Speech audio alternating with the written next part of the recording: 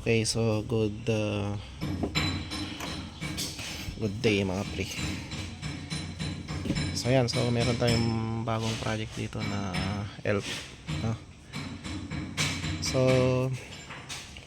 lininisan natin tong mga fuse. Ito ang kanyang mga fuse terminal mga pre. Ayan. Kasi naglulos na lahat sila. So lahat yan, nalinisan na natin. So as you can see, bronze na yung nakikita natin dyan, unlike kanina na black lahat yan mga pare ko, no? So ang ginamit kong panglinis dyan is muriatic acid, no? So maglalagay tayo ng mga fuse. Mas maganda mga pre kung yung mga fuse na ilalagay natin, lagyan natin ng grasa. Ayan, oh. So yun yung high temp. Ayan, lagyan natin. So ito yung kanyang fuse sa box, no? So heater wala na, charge, radio, ayan 15 amperes yung charge natin. So ikalawa, ayan, lagyan natin yan. Okay, so ayan, ilagay natin yung mga fuse. Ayan, so yung mga importante na lang mga pare ko ang ilinigay natin. Ayan, so ngayon sisimulan natin i-try yung kanyang signal light. So ito yung kanyang socket ng ating signal light. So ito yung ating relay, no? Buzzer relay. So dito mga pre, sa ating relay, so meron po siyang tatlong terminal, no? So yung X, ito yung X, and then load, at saka P, no? So yung X natin from fuse siya, from fuse. So yung fuse natin is yung number pangilan ba yun? Pang number 16. So 16, ito yung 16 natin, no? So ito yung nagsusupply dito sa X. Ayan.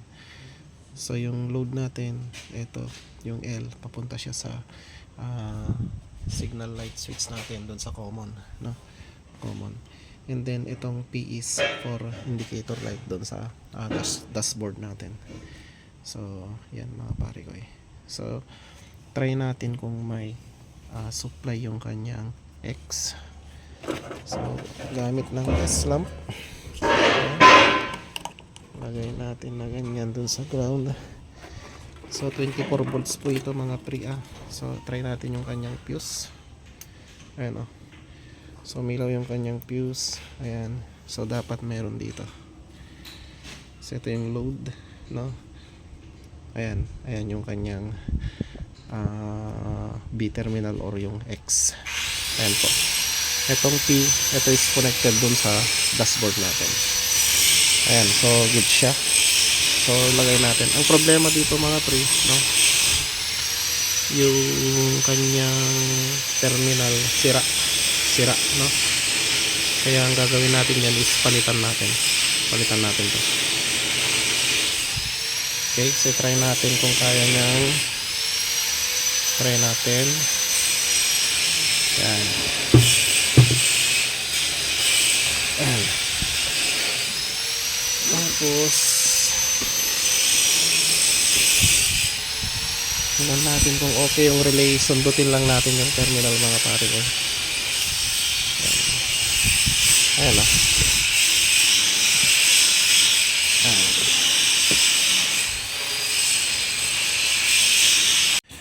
Okay, so ayan mga pre, goods yung ating relay, no? Ayan. So medyo matagal lang yung kanyang pag-plus kasi nag-iisang load yan. Pero kapag nadagdagan po yan ng load, no? So ayan, oh, parang naglulos siya. Pag nadagdagan siya ng load, bibilis yan. Okay. Ayan. So i-try natin dun sa kanyang mismong switch.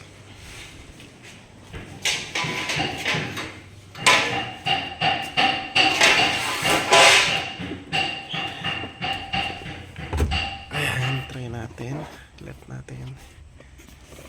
Ito. Ayan, wala.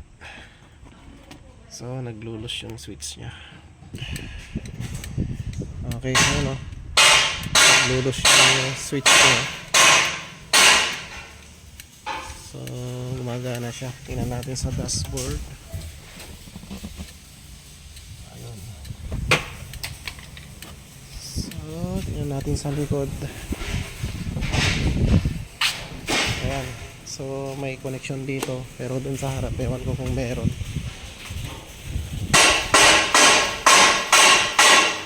Ayan, walang ilaw.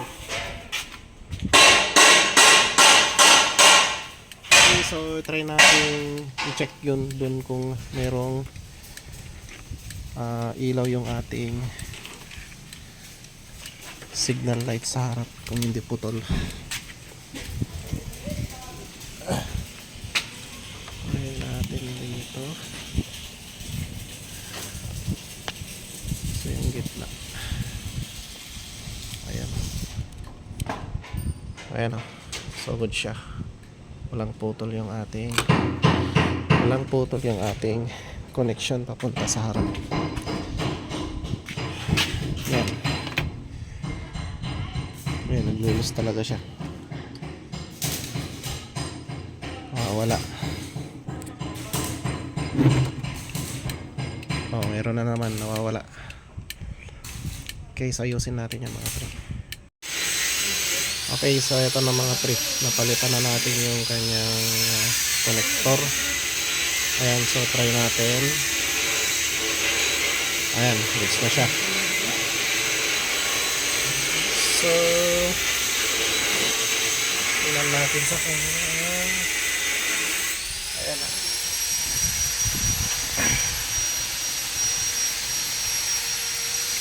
So, fix na natin to.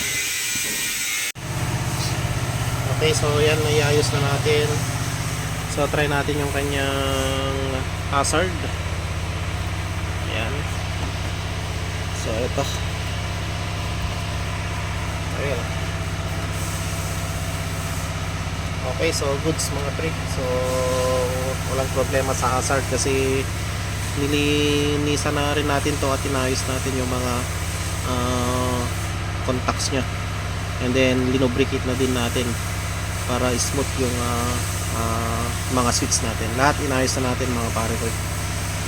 So ayan. So susunod na ayusin natin is yung headlight. So abangan po natin yung next video.